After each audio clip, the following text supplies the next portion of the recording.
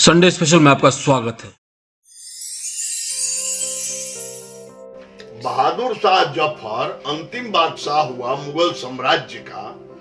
तो बहादुर शाह जफर की समय जैसी चली वैसा प्रभाव आया, अंग्रेजों ने उसे कैप्चर कर लिया। तो उसके कैप्चर होने से पूरे मुगल सल्तनत कैप्चर हो गया। जीवन है तो उतार चढ़ाव तो आता ही रहेगा, होता ही रहेगा, लेकिन जीवन में ऐसा कौन सा वो चक्र चलता है कि आदमी जमीन से आसमां पे जाके बैठ जाता है या आसमां से जमीन पे आ जाता है। क्यों अर्श से फर्श और फर्श से अर्श का सफर तय होता है? कौन सा ग्रह कारक होता है? आज इन्हीं विषयों पर पंडित विंध्याचल लाल देव जी के साथ हम चर्चा करेंगे। बाबा, एक बार फिर से आपका स्वागत है हमारे यूट्यूब चैनल। धन्यवाद बाबा, लोग तरक्की की आस देखते देखते जीवन बिता देते हैं, तो कुछ लोग तरक्की पे पहुंच करके जमीन पे सफर तय करते हैं, वो भी एक रात में। एक ऐसा कौन सा चक्र चलता है ग्रहों का कि लोग रातों रात आसमान पे जाके बैठ जाते हैं, या फिर आसमान पे जो आदमी है वो जमीन पे चला आता है? देखिए, इसमें सबसे बड़ा रोल राहु का होता है। किसी भी जातक के कुंडली में जो कारक ग्रह है उस पर अगर राहु का प्रभाव पड़ता है तो वह व्यक्ति अचानक उच्च पद, उच्च धन, उच्च समाज की प्रतिष्ठा को प्राप्त कर लेता है। अगर किसी की कुंडली में अकारक ग्रह जो उसका संबंध जब राहु के साथ हो जाता है तो वह व्यक्ति अचानक अपनी पद, अपनी धन, अपनी मर्यादा को खो देता है। जैसे राहु का संपर्क कारक या अकारक किसी भी व्यक्ति के कुंडली में अगर आपको पहले निर्धारित करना है कि उसका कारक ग्रह कौन है, उसका दशा कैसा है और उसका संबंध राहु के साथ कैसा चल रहा है, अगर ये ज्ञान रहेगा तो आदमी सतर्क हो जाएगा पहले से कि हम राहु का उपचार करें जिससे हम अर्श से फर्श पर नहीं आवे, उन्नति से अवनति की तरफ नहीं जाए, और जाए भी तो ऐसा जाए कि हमारी प्रतिष्ठा बची रहे।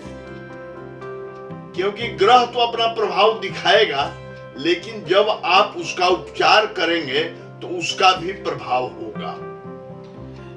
9 ग्रह में राहु इतना शक्तिशाली हो जाता है? बहुत शक्तिशाली है। जिसके साथ वो चला जाता है उसके गुण को चौगुना बढ़ा देता है। राहु में अद्भुत शक्ति है। राहु और केतु दोनों साथ में या सिर्फ राहु? सिर्फ राहु, केतु तो ठीक उसके अपोजिट हो जाता है। मतलब 9 ग्रह पे सब पे भारी राहु पड़ जाता है? नहीं, ऐसा नहीं है। राहु जिसके साथ बैठ जाता है ये उसमें क्वालिटी है कि उसके गुण को चौगुना बढ़ा देता है, चाहे उन्नति की हो चाहे या अवनति की हो। कारक ग्रह कौन सा है? हाँ, ये ज्योतिषी को देखना होगा। किसी व्यक्ति का अगर कारक ग्रह चल रहा है और उसका संबंध राहु के साथ हो गया तो अनएक्सपेक्टेड अचीवमेंट उसको मिलना है, ये आप जान लीजिए। नहीं तो उसका उल्टा भी हो जाता है। और यदि उसका अकारक ग्रह चल रहा है और उसका संबंध राहु के साथ हो गया तो आप देखिएगा कि उसका पतन हो जाता है। परिणाम तो रातों रात बदल जाता है। हाँ, लेकिन इसकी शुरुआत तो रातों रात नहीं हुई होगी। नहीं, वो राहु आते के साथ अब उसमें संबंध सूर्य का हो जाता है, चंद्रमा का हो जाता है। अब जैसे मेरा आज शुरू हुआ और मेरे सूर्य चतुर्थ भाव में, या माने हमारे विपरीत ग्रह के जब सूर्य चले जाएंगे तो उसमें वो टाइम में उसका रिजल्ट निकल जाता है। तो ये रिजल्ट एक दिन का तो नहीं हो सकता है ना, एक दिन का होता भी नहीं है। तो आदमी चाहे तो इससे बच सकता है? बच सकता है, 100% बच सकता है। तो क्या करना होगा उसके लिए? उसके लिए राहु का जप, राहु का दान, राहु का रत्न धारण करना अति आवश्यक है। साथ ही राहु के देवता जो हैं उसका भी पूजा करना चाहिए। राहु के प्रबल देवता माने जाते हैं काल भैरव, और काल भैरव की पूजा करने से जो राहु का कुप्रभाव है वो समाप्त हो जाता है। राहु आपको, आपके ऊपर विपरीत जो दृष्टि रख रहा है वो सामान्य हो जाता है। तो ये तो तब करेंगे ना जब उनको पता चलेगा कि हमारे ऊपर ये सब चीज। हाँ, तो ये तो जानना तो है ना। अब तो इसके लिए तो आपको किसी ज्योतिष का जानकारी रखने वाले व्यक्ति से मिलना ही है। ज्योतिर्विद से मिलकर के ही इसकी जानकारी आप लेंगे। आपको क्या पता चलेगा कि आपका कौन सा ग्रह चल रहा है और कौन ग्रह कारक है, कौन ग्रह अकारक है, इसका ज्ञान तो आपको नहीं है। हर व्यक्ति, जिसे राजनीति करने वाला राजनीति के बारे में जानता है, तो उसी तरह से ज्योतिषी या डॉक्टर या वकील अपने क्षेत्र में वो प्रौढ़ होते हैं, तो इसमें भी उसको जानकारी लेनी पड़ेगी। कभी कभी होता है कि निर्णय एकल रूप में लिया जाता है किसी के साथ, तो वो उसके अवनति या उन्नति होती है। कभी कभी सामूहिक परिणाम आता है कि एक समूह है जो एकदम सीधे आसमान पे चला गया और एक समूह है जो सीधे आसमान से जमीन पे आ गया। तो इसके पीछे क्या है? वो सामूहिक रूप से सबके साथ वही है? हाँ, उसमें मेन जो है, अब उसमें वो देखा जाता है कि परिवार का जो हेड है, किसी भी, मान लीजिए कि परिवार या समूह का जो हेड है, उसके भाव से उसका विचार किया जाएगा। उसका कैसा समय चल रहा है, उसका किस तरह का दशा है और उस पर क्या प्रभाव पड़ने वाला है। तो समूह का नेता जो होता है, जो हेड होता है, हाँ, जो मुखिया होता है, हाँ, उस पे जो ग्रह का स्थिति है उससे पूरे समूह प्रभावित हो जाएगा। ऐसा होता है? हाँ, एकदम। तो यहाँ पे मतलब सामूहिक रूप से कोई भी निर्णय अगर लिया जाता है तो उसमें एकल कोई परिणाम नहीं होता, एकल व्यक्ति का कोई ना, कोई नहीं, वो हेड का है, हेड से ही विचार है। तो कई हेड होते होंगे उस समूह के? नहीं, कई नहीं होंगे, उसका हेडों का हेड तो एक होता है। अच्छा, हेडों का हेड एक होता है। हाँ। तो ये जो समूह ऊपर गया उसका हेड और जो समूह नीचे आया, हाँ, उसके हेड पे ये होता है, या फिर जो उस पूरे समूह को एक बिंदु में केंद्रित किया उसका? निश्चित। कौन हेड इसके लिए? जो हेड का जो हेड हुआ, हाँ, जो उसका होता है, उसका प्रभाव से ही सारे प्रभावित होते हैं। अच्छा। इसीलिए उसको हटा दिया जाता है। बहादुर शाह जफर अंतिम बादशाह हुआ मुगल साम्राज्य का, तो बहादुर शाह जफर की समय जैसी चली वैसा प्रभाव आया, अंग्रेजों ने उसे कैप्चर कर लिया, तो उसके कैप्चर होने से पूरे मुगल सल्तनत कैप्चर हो गया।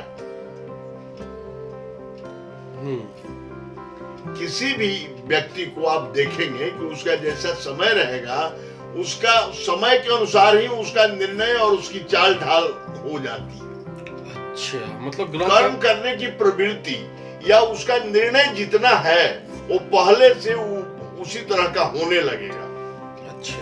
हाँ, वातावरण वो पहले से क्रिएट करने लगता है। तो ऐसी स्थिति में एकल हो या सामूहिक हो, हाँ, ज्योतिर्विद का क्या भूमिका हो जाता है? यहाँ पर रत्नों की क्या भूमिका हो जाती है? देखिए, थोड़ा सा बताइए। ज्योतिर्विद की भूमिका है कि अगर कोई व्यक्ति इस अवस्था में है तो उसका सही कैलकुलेशन करके सही ढंग से उसका माने विचार करें कि इसमें कौन सा उपाय किया जाए, राहु को कैसे शांत किया जाए, या इनके जो अकारक ग्रह हैं उनको कैसे, उनके अकारकत्व को कम किया जाए, है ना। ये रत्न के द्वारा किया जाए या मंत्र के द्वारा किया जाए या दान के द्वारा किया जाए या उसके कारक देवता की पूजा करने से किया जाए, ये बात उसमें सोचना चाहिए। तो मतलब कि किसी भी पुरुष के या समूह के उन्नति अवनति का कारक राहु होता है। हाँ, उसमें नहीं, राहु नहीं होता है, उसके साथ राहु का संपर्क होना, उसके कारक ग्रह के साथ राहु का संपर्क होना हो जाता है। हाँ, मान ले कि सूर्य है तो उसके साथ संपर्क में आ गया। हाँ, तुला हाँ, है तो उसके संपर्क में हाँ, आ गया। हाँ, हाँ, चंद्र है तो उसके संपर्क में आने से वो, अब मान लीजिए किसी का अचानक हार्ट अटैक कर गया, किसी का अचानक एक्सीडेंट में डेथ हो गया, उसका कारक ग्रह जो है, जो उसका अकारक हेल्थ से अकारक ग्रह जो है वो राहु के संपर्क में आया, तुरंत उसका एक्सीडेंट हो गया, डेथ हो गई। अब जैसे आप देखेंगे कि चंद्रमा किसी का अकारक ग्रह है और वो राहु के प्रभाव में आया, पानी में डूब जाएगा। कोई किसी पद पे आसीन है और वो अचानक वो पदहीन हो जाता है। हाँ, पदहीन हो जाए, एकदम हो जाएगा। वो सूर्य के कारण। हाँ, सूर्य उसमें बहुत पद के कारक तो सूर्य ही ग्रह होते हैं ना जी, तो उसमें उसके हिसाब से। बाबा आपने काफी महत्वपूर्ण जानकारी आज हमें दी है और हम लोग जो देख रहे हैं उनको भी उम्मीद होगा कि मतलब कि उनको भी ये जानकारी काफी अच्छी लगी होगी और उम्मीद करते हैं कि वो काफी कुछ सीखे होंगे। और आपने हमें कीमती समय दिया, उसके लिए आपका बहुत बहुत आभार, बहुत बहुत धन्यवाद। तो दोस्तों, कारक ग्रह और अकारक ग्रह राहु के संपर्क में आने पर परिणाम देते हैं। बाबा ने जो बातें कही है उसे अमल में लाने की जरूरत है। इनका नंबर वीडियो में प्ले हो रहा है, आप चाहे तो इनसे संपर्क करना चाहते हैं, अगर कोई ज्योतिषीय सलाह लेना चाहते हैं तो। हम आपको लगातार बिहार में विकास के बारे में, बिहार में हो रहे विकास के कामों के बारे में बताते रहते हैं। अगर वीडियो अच्छा लगा हो तो लाइक कीजिए, शेयर कीजिए, सब्सक्राइब कीजिए हमारे चैनल को। हम फिर मिलेंगे किसी और नए अपडेट के साथ। इन का प्यार नमस्कार, जय हिंद।